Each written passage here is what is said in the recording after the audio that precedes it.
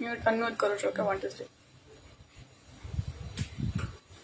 નમસ્તે, જય શ્રી કૃષ્ણ. કેમ છો સૌ બધા?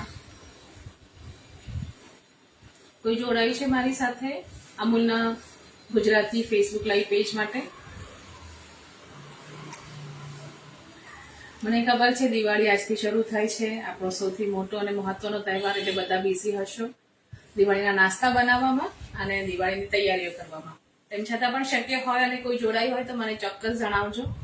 થમ્સ અપ, કોઈ મેસેજ કરીને, કોઈ હિન્ટ આપીને, જેથી મને ખ્યાલ આવે કે કોઈ જોડાયું છે. તમને મારો અવાજ સંભળાય છે કે નહીં, હું બરાબર દેખાઉં છું કે નહીં, મને ચોક્કસ જણાવજો.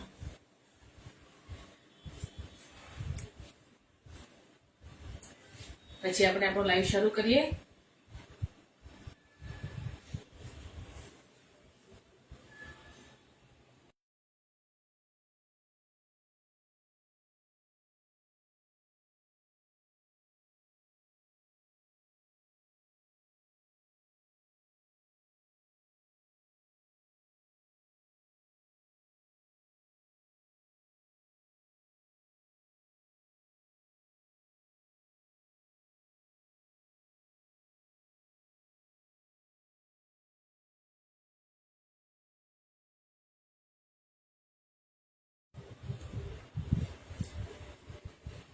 શક્ય છે દિવાળીની તૈયારીઓમાં, દિવાળીના તહેવાર છે એટલે બધા બિઝી હશો. હું મારું લાઈવ શરૂ કરવા જઈ રહી છું. હું કુનાલ સતીશ ભટ્ટ, સુરત, ગુજરાતથી આપ સૌનું હાર્દિક સ્વાગત કરું છું. આજથી દિવાળીનો તહેવાર આપણો શરૂ થાય છે, તો શુભ દીપાવલી આપ સૌને.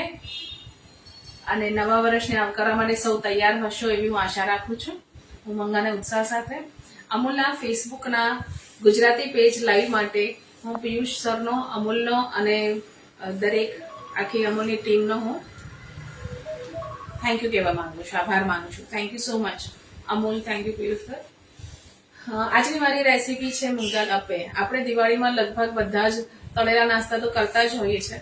અમારા ઘરમાં એવું ખરું કે કોઈ પણ મહેમાન આવે ત્યારે ગરમ નાસ્તો સર્વ કરવામાં આવે છે. દિવાળીના નાસ્તા રૂટીન ના હોય, પૌવાનો ચેવડો, મકાઈનો ચેવડો, મઠિયા, ચોળાફળી અને કાજુ કતરી. એના સિવાય પણ જ્યારે કોઈ મહેમાન આવે ત્યારે આપણે ગરમ નાસ્તો સર્વ કરતા હોઈએ છીએ. તો આજની મારી એવી રેસીપી છે મૂંગ દાળ અપ્પે, જે પ્રોટીન થી ભરપૂર અને બધા નાના મોટેરા બધાને જ ભાવે એવી રેસીપી છે. તો શરૂ કરીએ છીએ આજની મારી રેસીપી. એ પહેલા સૌથી પહેલા આપણે અમૂલની પ્રોડક્ટ જોઈ લઈએ. છાશ, દૂધ, અમૂલનું ગાયનું દૂધ, કોકો, ફ્લેવર્ડ મિલ્ક, ચીઝ, દહીં, butter, paneer, cheese spread, chocolate hazelnut spread, અમારી અમૂલ મિલ્ક પાવડર, અમારી બધી અમૂલની પ્રોડક્ટ છે. હવે આપણે એના સામગ્રી જોઈ લઈએ. જે મારા મગદાળ અપ્પે છે એની સામગ્રી જોઈ લઈએ. સૌથી પહેલા તો મગદાળને મેં 3 થી 4 કલાક પલાળી અને મિક્સરમાં સાદી વાટી લીધી છે. હવે આપણે એમાં આપણે મનગમતા વેજીટેબલ્સ ઉમેરી શકીએ. આજે આપણે ઉમેરવા જઈ રહ્યા છીએ માત્ર ડુંગળી અને કેપ્સિકમ, અનિયન અને ગ્રીન બેલ પેપર, કોથમીર, આદુ, મરચા, લસણની પેસ્ટ, મીઠું, ફ્રૂટ સોલ્ટ, હળદર, પનીર અને ચીઝના નાના નાના મેં ક્યુબ કરી લીધા છે. અને આ મારી સામગ્રી છે. જ્યારે અપ્પે પેનમાં આપણે થોડો થોડો વઘાર કરીને મૂકીશું તો એ સારું લાગશે. એટલા માટે મેં રઈ, તલ અને હિંગ લીધું છે અને સાથે તેલ પણ લીધું છે. તો સૌથી પહેલા આપણે થોડો ગેસ ચાલુ કરીને ધીમો થવા દઈશું. ફરી કહું છું, આજની મારી રેસીપી છે મગ દાળ અપ્પે. એને મેં મગની દાળને, જે મગ મોગર આવે છે પીળી દાળ, એને મેં 3 કલાક પલાળી સવારે અને મિક્સરમાં વાટી લીધું છે. તો હવે આપણે એમાં ઉમેરી દઈશું નોર્મલ મસાલા. પ્રોટીનથી ભરપૂર થશે આ.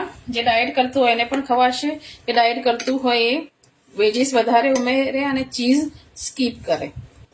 ગ્રેટેડ પનીર છે. પનીરને મેં સરસ રીતે બારીક, જે આદુની છીણી આવે છે એનાથી મેં છીણી લીધું છે.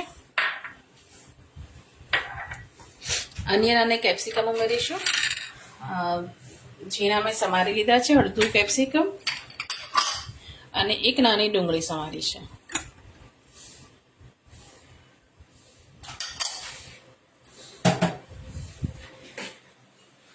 કોથમીર એક બોલ છે, એ પણ આપણે મિક્સ કરી દઈશું. કોથમીર મેં સરસ સમારી અને ધોઈને લીધેલી છે. આજની મારી રેસીપી છે મગદાળ. એક વખત સરસ રીતે આપણે એને મિક્સ કરી લઈશું.